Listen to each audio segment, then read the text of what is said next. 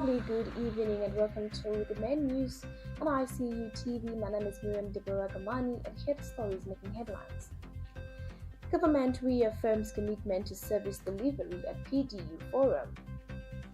Road accident at Manda leaves 1 dead and 4 in ICU. And later in the news, Zcif launches drive against misinformation ahead of the 2026 election. In our international news, foreign countries issues updated travel warnings for South Africa. In our sports news, Zambia under 17 ready for the MUKURU Fall national tournaments. More details coming shortly.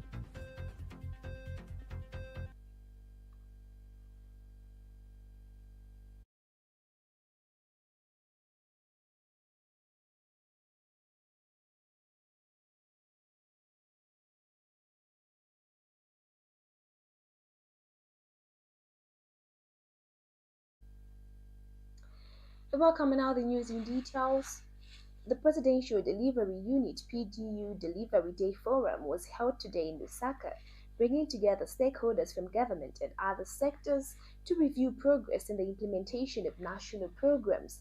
The forum emphasized the importance of results, accountability, and efficient service delivery, with a strong focus on improving coordination and ensuring that government priorities translate into tangible benefits for citizens. More details in this report. The Presidential Delivery Unit is working to make sure government programs are delivered well and on time. The unit is also working to make sure the President's plans and priorities are being delivered. It's also there to support development and the livelihoods of the people of Zambia. The Presidential Delivery Unit Delivery Day Forum, held today at the Mulungushi International Conference Center in Lusaka, brought together government officials, the private sector, and other stakeholders to review progress in implementing national programs and services. The forum provided a platform for national and provincial delivery units to present reports, share achievements, and discuss challenges in improving service delivery across the country. In his remarks, the President of the Republic of Zambia, Mr. Hakainde Hichilema, emphasized the importance of accountability and result-driven performance. He urged all public and private sector actors to focus on delivering tangible outcomes for citizens and highlighted that national development depends on collective efforts. The President further stressed that decentralization should be felt by citizens, not just visible, noting it as a key achievement of his administration. Early in my notes, I want to encourage all of us seated in this room to see an opportunity in a structured way of doing things, or doing things in a structured way. You will find a lot of joy and value and satisfaction if you did things like that. That's my invitation. And that change must be embraced. Reforms deliver results. Because if we do things that we've been doing over and over the same way, how would you expect improvement to come? Representing the Secretary to the Cabinet, Mr. Patrick Kangwa, Mr. Siagalenge Siazongo, highlighted the critical role of civil service as the engine of government implementation. He stated that civil service is responsible for turning government priorities into effective programs supported by efficient system and measurable outcomes. He emphasized the need to foster a culture of delivery across the public service, including strengthening performance management systems and improving coordination between ministries and provinces. The civil service acts as the engine of implementation, Mr. President. Our responsibility is to ensure that the priorities set by the government are translated into effective programs, efficient systems, and measurable outcomes, Mr. President. During the forum, the President also toured exhibition stands, engaging with institutions and appreciating their contribution to enhancing service delivery. The PDU Delivery Day Forum continues to serve as a vital platform for tracking progress, addressing implementation challenges, and ensuring that government commitments translate into meaningful benefits for the people of Zambia. For ICU TV News, I'm Deborah Gamani in Lusaka.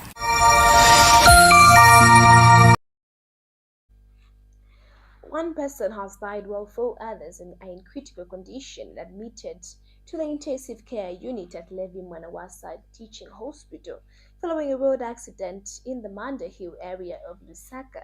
10 other people sustained various injuries in the incident. Hospital head of public relations Nancy Malitoli has confirmed the development, saying all victims were rushed to the facility for medical attention. Preliminary information indicates that 15 people were on board a bus traveling from Lungushi International Conference Center when the vehicle veered off the road, overturned, and plunged into a drainage channel. The bus was heading west after an event at Mulungushi International Conference Center. Ahead of Zambia's 2026 general election, the Zambian Cybersecurity Initiative Foundation held a high-level roundtable at the University of Zambia Confucius Institute in Lusaka.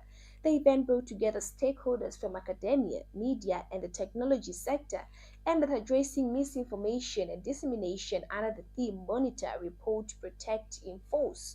Precious Banda has more details in this report. Ahead of Zambia's 2026 general elections, the Zambian Cybersecurity Initiative Foundation held a high-level roundtable at the University of Zambia Confucius Institute in Lusaka. The event brought together stakeholders from academia, media, and technology aimed at addressing misinformation and disinformation under the theme Monitor, Report, Protect, and Enforce.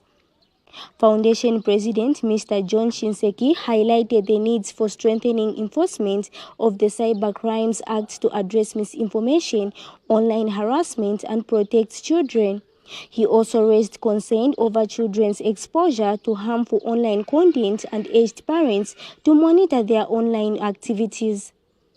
Mr. Shinseki outlined the development of the safety application, the gender-based violence report technology aimed at enabling users to send alerts and share their location in times of danger. That's what it is. So this is what platform we developed to manage this. As, like I said, this is meant to deal with both online child safety and online harassment. So people call it GBV, online harassment. That's what we actually classify it as. So this is what it is, and this is what my demo ends. Thank you. Meanwhile, Mr. Chibuyen Sakanaya noted the use of open source intelligence to track online elections narratives. With InVid, what it does is it allows you to actually find if a video is fake, or it digs deep into the information behind that video. Puts the metadata, the information, or the source where it's coming from, as an example.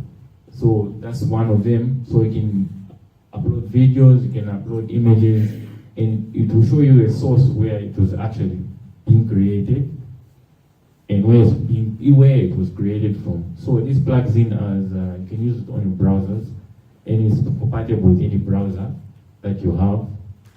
The foundation reframed its commitment to promoting digital safety and credible information ahead of the 2026 elections. Precious Banda reporting for ICU TV News in Lusaka. We'll take a short break, more local stories coming up. Stay tuned.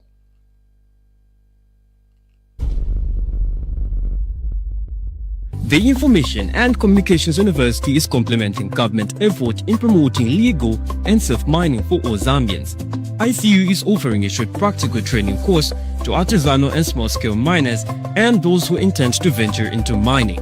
This training covers identification of rocks and minerals, mining operations and equipment, health and safety in mining, environmental protection, licensing and compliance, qualifications, National Registration Card NRC.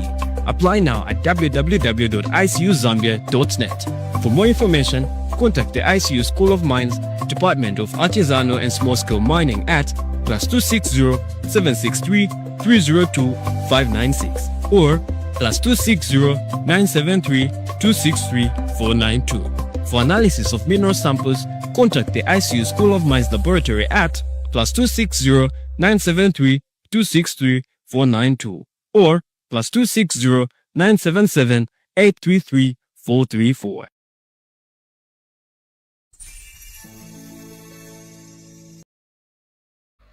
Thank you for still staying with us and now in the local stories. Senior Chief Ndungu of the Luvale people in Zambezi district has applauded government for its commitment to constructing modern palaces for traditional leaders. The chief said the initiative demonstrates government dedication to improving the welfare of chiefs through infrastructure development, noting that the current palace at Mizi capital requires urgent replacement.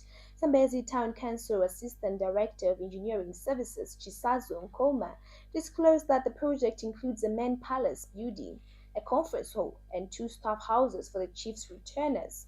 He added that 2 more modern palaces will be constructed this year for Senior Chief Ndungu and Senior Chief Ishindi, funded by central government and the constituency development funds, following the completion of 3 other palaces awaiting official handover. The Oil Marketing Companies Association of Zambia, or MCAZ, has attributed the current fuel shortages to an inadequate policy advice given to government on the management and security of petroleum supplies. Speaking in the interview, OMCAZ President Dr. Kafula Mubanga said the situation has contributed to disruptions in the supply of fuel and diesel across the country. Mr. Mubanga claimed that some stakeholders took advantage of the new administration by promoting cost-reflective and quarterly review models that may not align with Zambia's logistical realities. He explained that Zambia's land-linked position, where petroleum products are transported by road or pipeline, differs from countries where direct access to supports, resulting in unrealistic expectations and commitments. He also welcomed President Hakainde Hichilema's directive to investigate the fuel shortage, describing it as timely. Dr. Mubanga also alleged that some oil marketing companies criticizing government may be influencing unsustainable policies, and also called on the Energy Regulation Board to urgently intervene to stabilize the fuel supply. And police in Chipata have arrested a 34-year-old man from Munga compound for possession of counterfeit Zambian kwacha notes. Eastern Province Police Commanding Officer Robertson Mwemba confirmed the incident occurred on March 29, 2026 around 18 hours at Saturday Market. According to Mr. Mwemba, the suspect Julius Malope Banda purchased 50 kwacha worth of pork meat from a market stand owned by 23-year-old Felix Simwenda of Munchini compound. Mr. Banda paid a 500 kwacha counterfeit note and received 450 kwacha in change, which Simwenda noticed looked suspicious. Simwenda then checked with a friend and confirmed the note was fake. Mr. Banda was later apprehended at Chipata College of Education and taken to Chipata Central Police Station, where another 500 kwacha counterfeit note was found in his possession. We take our first break. You're still watching ICU TV Main News. More stories coming up in international sports news. Stay with us. The Information and Communications University is driving the thrill for the nation in research and development. Enroll now for full-time and distance programs in the School of Engineering, Humanities, Business and Education. To apply, visit our website at www.icuzambia.net or call us on +260 211 221 662 or 0966 342 359. Sponsorship is available. Enroll now.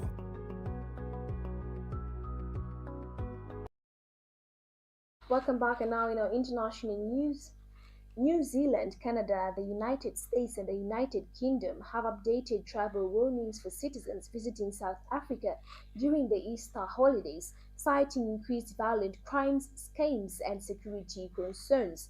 Canada warned of frequent violent crimes, especially in city centers and around airports, and noted health risks including diphtheria outbreaks.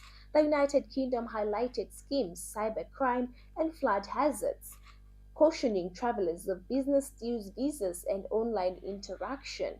The United States and New Zealand described South Africa's crime level as very high, flagging risk of public unrest, terrorism, and civil disruption, while advising travelers to secure comprehensive travel insurance.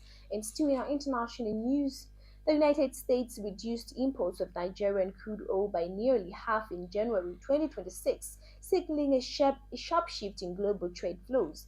Despite higher oil production, Nigeria lost market share to Angola and emerging supplies like Ghana. The drop comes amid a bolder slowdown in U.S. crude imports and changing global energy dynamics. Analysts warn that structural trade weakness and policy uncertainty could affect Nigeria's long-term export outlook. We take a short break. Stories in sports coming up.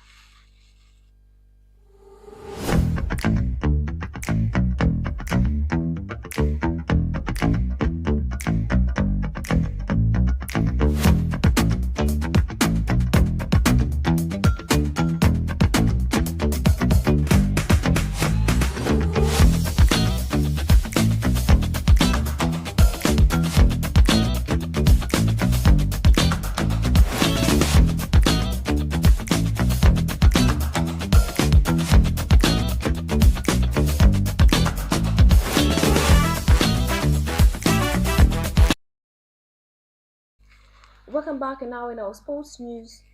Zambia's under-17 Chipolopolo will face arch-rival Zimbabwe tomorrow in the final of the MUKURU 4 national tournaments. Kick-off at 18 hours at Obid Itani Chidumu Stadium. Chipolopolo booked their final spot after edging Malawi 9-8 in a penalty shootout, while Zimbabwe progressed with a win over Botswana.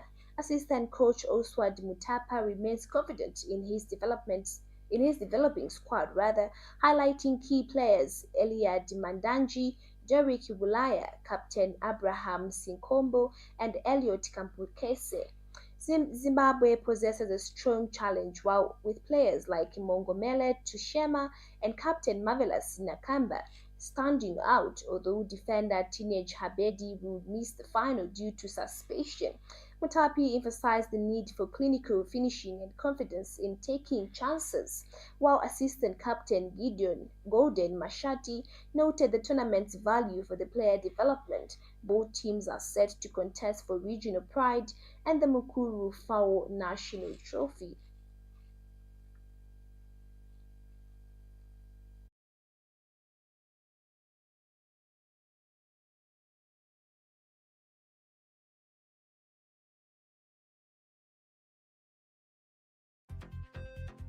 That sports item brings us to the end of ICU TV Main news. But before we go, a quick recap of the stories that made headlines. Government reaffirms commitment to service delivery at PDU Forum. A road accident at Manda Hill leaves 1 dead and 4 in ICU.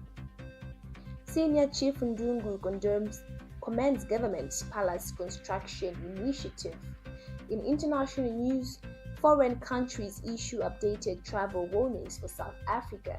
In our sports news, Zambia under-17 ready for the MUKURU 4 national tournaments. Thank you so much for tuning in for our main news. For more news updates, stay tuned to our Facebook page ICU TV and our website at icuzm.com. Good night and God bless.